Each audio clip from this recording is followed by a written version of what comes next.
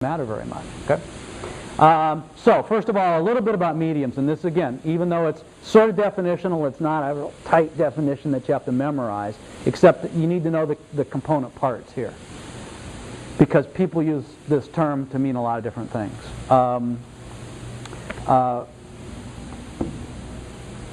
There certainly are the technologies that make a given medium operate. Everything from, whatever you use to input the data, to collect the data, the camera, the microphone, all the wires, all the switchers, all that stuff, all the processing stuff, then the network that you use to send it out, then the receiving kinds of technologies that people use to get it in. There are certainly things that you can say about a medium that focus on or primarily about the technologies and how they function. You have to have a chip in one of these machines or they just don't work right. Okay? And the chip has to be programmed. I don't beat this like a dead horse. You understand, there's machinery involved. The machinery can sometimes make a huge difference, and does almost always make a huge difference, but isn't all of what we mean by a medium. It's part of it.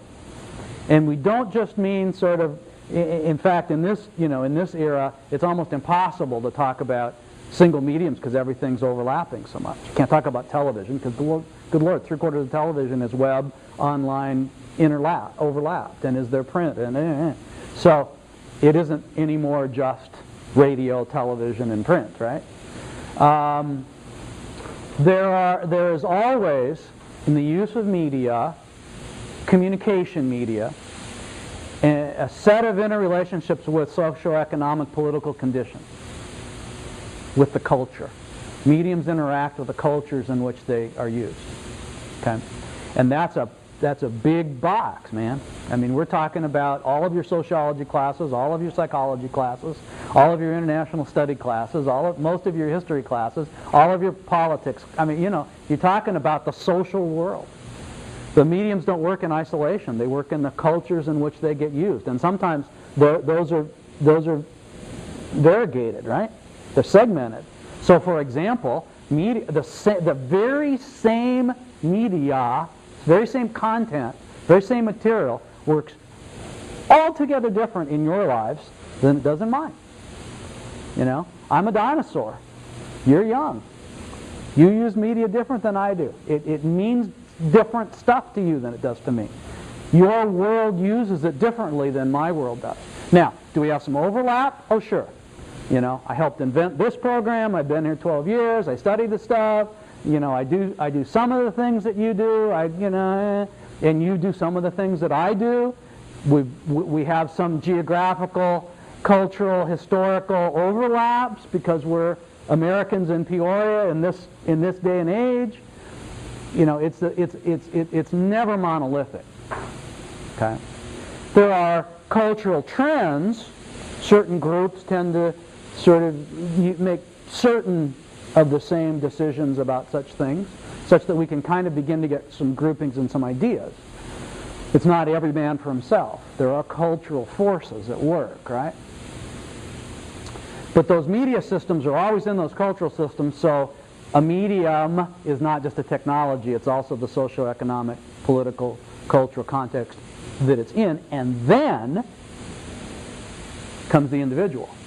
That is, the use to which the medium gets put is part of what we talk about when we talk about medium.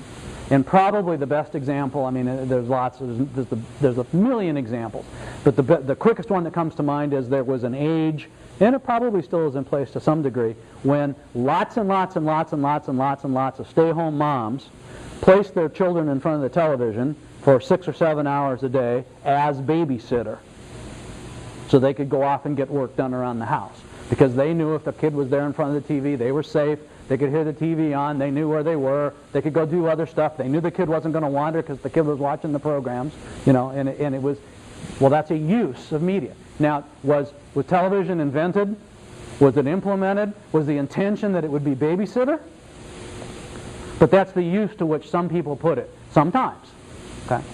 So sometimes you have it in the background, sometimes it's in the foreground, sometimes it's multitask. It depends, right? And that does tend to be kind of individualistic. In other words, I can make broad statements about how media gets used in society, and I could get a lot of it right, but then this person puts it to use for this reason, this person, and the ice cream guy has it going on his truck as he's going around the neighborhood. And nobody else does it except the ice cream guy that way, right? So that's what a medium is. You put those three together.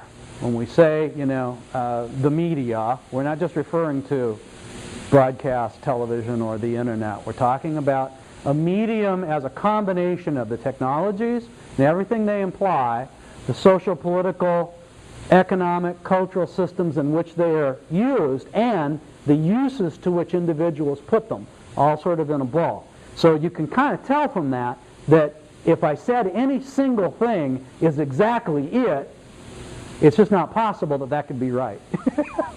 It just has to be, only for some. It can't be for everybody, because there's too many factors there, right? There's just too much diversity in it, especially as we continue to move into a global environment, continue to move things out from just the local. So there's a nice article here, which I'm not going to do right this second. We'll see how we do on time, that talks about how language has developed on the internet, from English as being the language of the internet to now a real polyglot kind of environment, and how internet developers and customers use these features. And if I get a chance, we'll come back and listen to it, but let me see if I get through first the main parts of the concept so you can write the application. If we can tag these examples on, I will.